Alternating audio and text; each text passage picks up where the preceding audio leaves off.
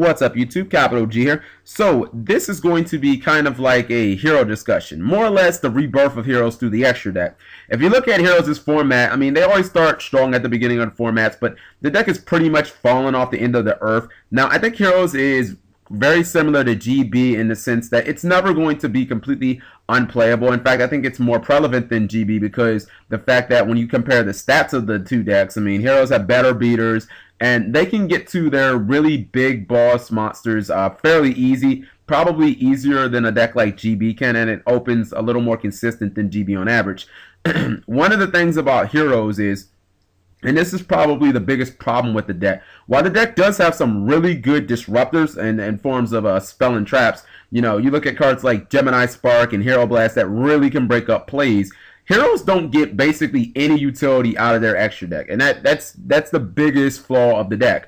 I mean, you look at Miracle Fusion. What does Miracle Fusion do other than facilitate a bunch of big-ass fucking beat sticks? Nothing.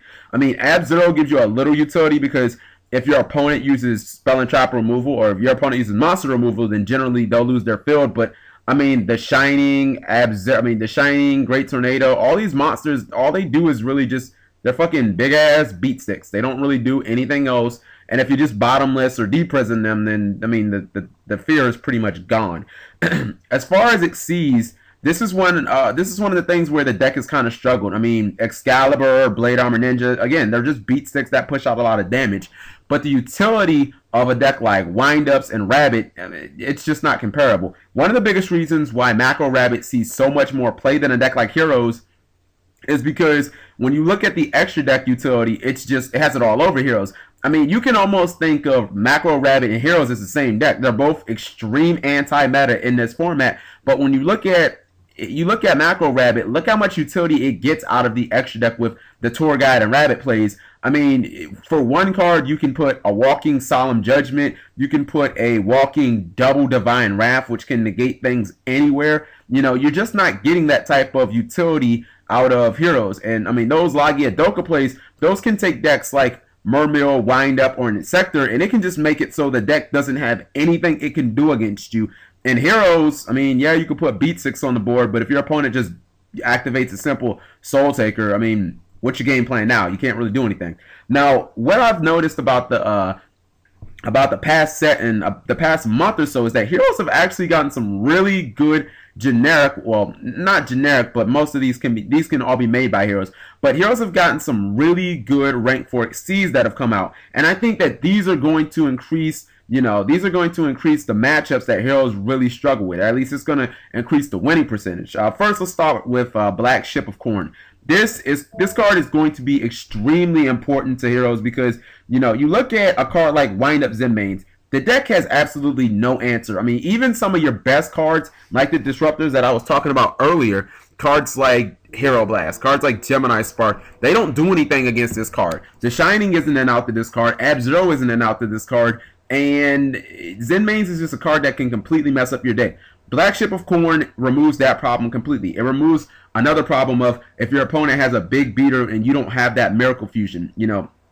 All those other double attackers and just whoop you down cards like Excalibur and Blade Armor Ninja, I don't really think that they're that important to this deck anymore. A card like Blackcorn, it alleviates some of those problem cards that you're running into constantly and you don't really have an out to, you know, outside of like an evac device or something like that. Second card I want to talk about is Abyss Dweller, and this is a card that I've talked about a lot in this format. Abyss Dweller, it can put the Dark World and Mermill matchups to where you can actually win. You know what I mean? Those are two very, very poor matchups because, you know, even if the player was running cards like Skill Drain, you know, these decks handle a card like that very easy. Obviously, a deck like Mermills can just say, okay, summon Genix Undyne, blow up your Skill Drain, I guess you just lose. Most Hero players aren't even playing Skill Drain, but they're just inherently bad matchups. It's also worth noting that Abyss Dweller will usually get the 2200 if you make it with Bubbleman, so it's relatively easy to make in this deck. In fact, Heroes as a whole specialize, if you're running Bubbleman anyway, in making rank 4 Xyz, so none of these plays that I'm talking about are really that difficult. The last card I want to talk about is Heroic Champion what's it called? Heroic Champion Gandiva. This is a card that just came out in Abyss Rising, so maybe a lot of people don't know about it. Basically, it requires 2 warrior monsters, and the effect reads as follows. Once per turn, when a level 4 or lower monster, or monsters, are special summoned to your opponent's side of the field, except during the damage step, very important, you can detach and exceed material from this card and destroy the special summoned monsters. Okay, so this card is absolutely huge. First off, it's really, really good against windups because not only does it stop windup rat plays, to where if your opponent would just, you know, summon a windup rat and then try and get back a shark, you could just detach, blow up the windup shark, and then, I mean, what the fuck's your opponent going to do now? I mean, they now have to protect their windup rat, and even if they protect it for a turn, it's not like next turn you can't just, you know, try and use your effect again. But it also stops the magician shark play. Let's say your opponent summons the magician, then reveals the shark. The shark will hit the field. You can activate this guy's effect, which will blow up the shark. Yeah, your opponent gets to summon either, you know, another magician or another shark or something like that from their deck. But the point is, they don't get a full board of monsters and just OTK you. Like, nothing in Heroes extra deck right now can really fight back against that. You know what I mean? Because if you think that the Shining is going to stand up to the Shark Magician play, it's not.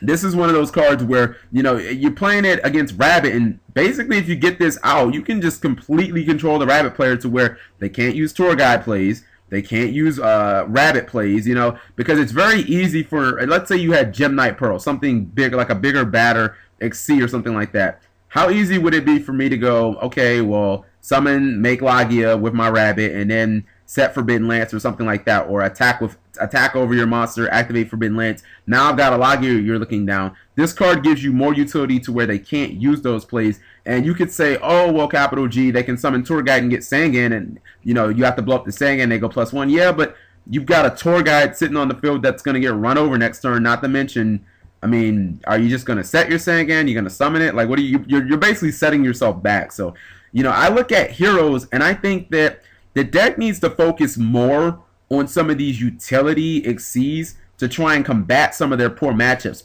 combat the poor, you know, situations that the deck is constantly being put in, like the whole, you know, they have Zen mains, I can't do anything, or the whole, you know, how do I fight back against windup, how do I fight back against the windups Magician Shark play, how do I fight back against, you know, Rescue Rabbit plays. So hopefully these cards will start being more of a focal point, because when you think about Heroes right now, do you really need to dedicate more extra deck space for your heroes that you never summon? Like, how many times do you really summon Great Tornado? Do you need multiple copies of Ab-Zero? I mean, outside of 1 Ab-Zero and 2 copies of the Shining, what else do you really need? These cards need to be squeezed into the deck, and cards like Blade Armor Ninja and Excalibur, and honestly maybe even Utopia, need to come out, because those are cards that on a, you know, 8-round regional basis probably aren't winning you too many games. But on an 8-round regional basis, how many times do you think you're going to see Magician Shark or, you know, your opponent trying to do mermail shit, you know, all the time? So thank you guys for watching, and I'll talk to you later.